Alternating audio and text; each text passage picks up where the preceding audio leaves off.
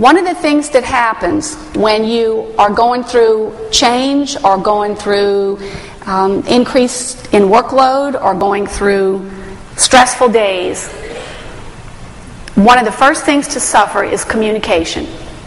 Because people get so busy doing what they need to do that they forget how important it is to communicate openly, honestly, directly, and inclusively when they can. Communication begins to suffer, and once communication suffers and nobody starts paying attention to what happens, communication eventually shuts down. And when communication on your team shuts down, you might as well just hang a gone fishing sign on the door and check out. Or I'll be back in March 2021, because you can't function. Without good communication, you can't function.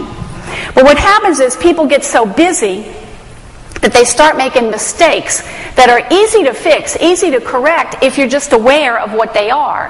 So strategy number 4 that I give you is to avoid the common communication mistakes that busy professionals make. And they'll be in your handout, but I do just want to touch on them. Understand that nobody on your team is a mind reader. So sometimes it's easier to just assume that somebody... Now, I understand you're all supposed to be intelligent people and know how to do your jobs. So people don't have to explain to you the 20 steps necessary to do something you've been doing for 20 years. But have you ever had a moment when you were so busy and so stressed and so overworked and projects were coming at you faster than you could ever handle them, and you thought, I really need to communicate with somebody about what needs to happen, but I don't have time to do that. Oh, she knows. She knows what to do. He understands.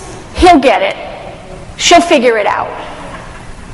And sometimes when that happens, since people can't read your mind, communication begins to shut down. The other assumption we make when we get ourselves in trouble is that we assume that everybody knows as much as we know. You've been on the job a long time. Somebody new comes on the scene. There's no way that he or she could possibly know as much as you know. But when we're busy, when we're stressed, when we're under pressure, when we got to keep moving, it's easier to assume. The other mistake that busy people make is that they don't listen well. It's very important to be an active listener.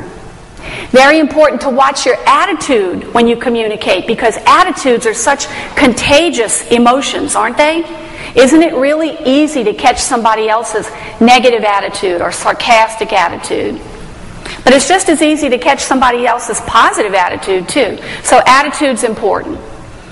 And then be careful that you're not so busy telling people what you need that you don't take time to listen, you don't take time to ask questions, and you don't take time to act on the feedback that you get. And the last mistake that people make, and one that I think is the most important one to avoid, be careful that you don't send mixed messages. If I'm your fearless leader, and I tell you in this meeting that something is very important. This is what we're going to be doing from now on. I'm behind you 100%. This is what's going to happen. Those are the words that I speak. And then 20 minutes after this session ends, you see me out in the hall, and you see me doing the exact opposite of what I said was important in here.